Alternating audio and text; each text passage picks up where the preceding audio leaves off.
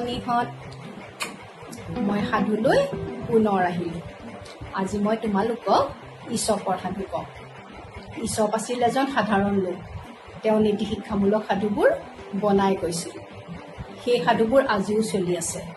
সেই ঈশপৰ সাধুৰ পৰাই ভেকুলী আৰু ইন্দ্ৰদেৱতাৰ সাধু কওঁ।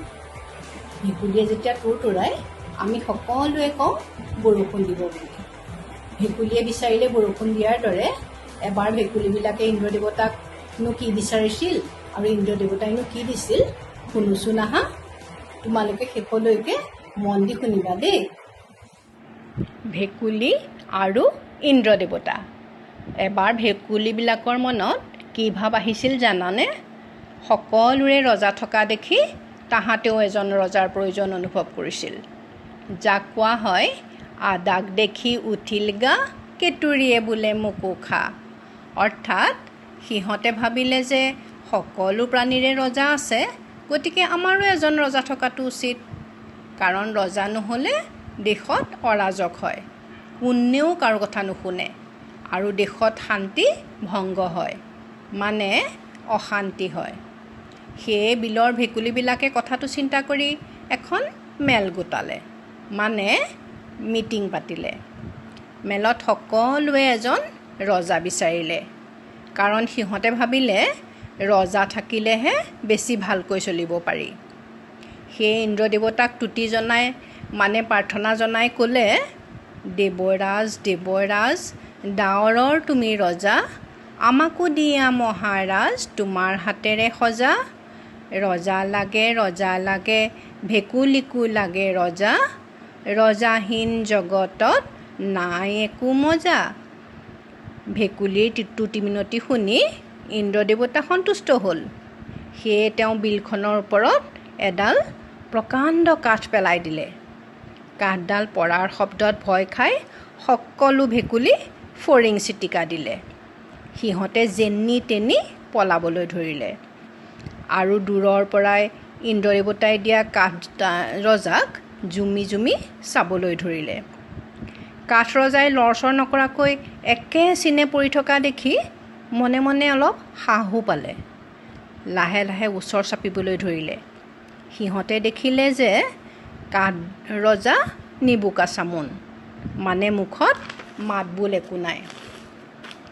কাঠ ৰজাই থম থম মদনগোপাল হৈ বহি থকা দেখি সিহঁতে ওচৰলৈ আহি গাৰ ওপৰত উঠি টিঘিলঘিলাবলৈ ধৰিলে।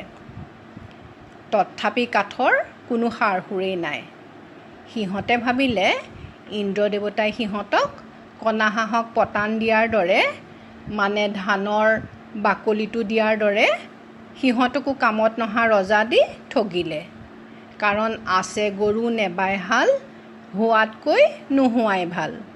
মানে কামত ব্যৱহাৰ নোহোৱা বস্তু এটা থকাতকৈ নথকাই ভাল।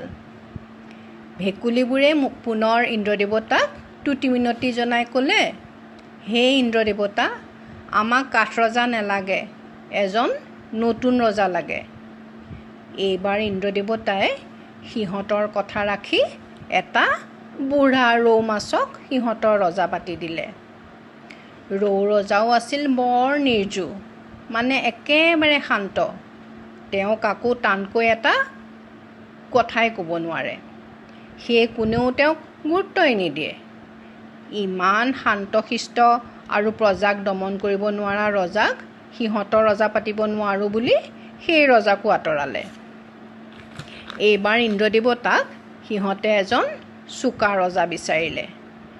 ভেকুলীৰ মূৰ্খামি দেখি ইন্দ্ৰদেৱতাৰ খঙো উঠিল।